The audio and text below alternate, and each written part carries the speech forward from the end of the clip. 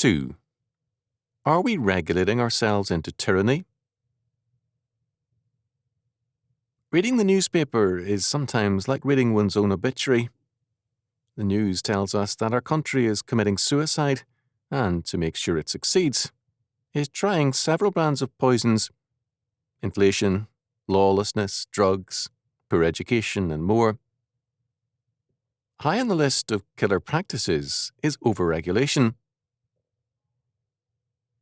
As I was looking over a couple of months' worth of clippings and articles, I found this one which I had saved, though not because I liked it.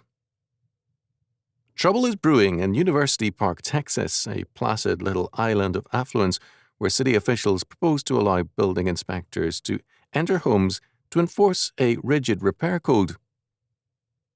The 16-page code proposal says, among other things, that homeowners can be fined up to $200 a day for weeds on the lawn, cracks in the stairway, or unsound chimneys. The proposal also authorizes building inspectors to initiate their own complaints and enter homes at any time to enforce the code. "I'm worried about this," said college professor Stephen Gussinger. "What's to stop the city from coming back and saying we can't smoke in our homes?"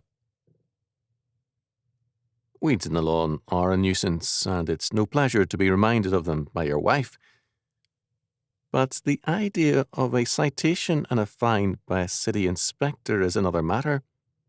I may not like the way my neighbour keeps his place, but if I have the right to control him by law, then a neighbour with a place better than mine can legislate against me.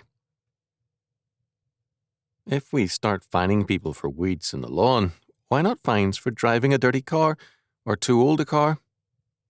If we can be fined for having a house which does not suit the city inspector because of cracks on the stairs or in the paint, perhaps the next step is to tell us that we ourselves are unfit for public viewing because we're overweight, wrinkled, bald, or what have you.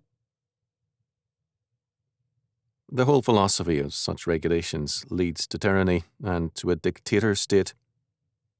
In a regulated state, everyone is keeping an eye on other people's business and not their own. Regulations governing our lawn's weeds may give us neater neighbourhoods, but freedom is a high price to pay for weed-free lawns.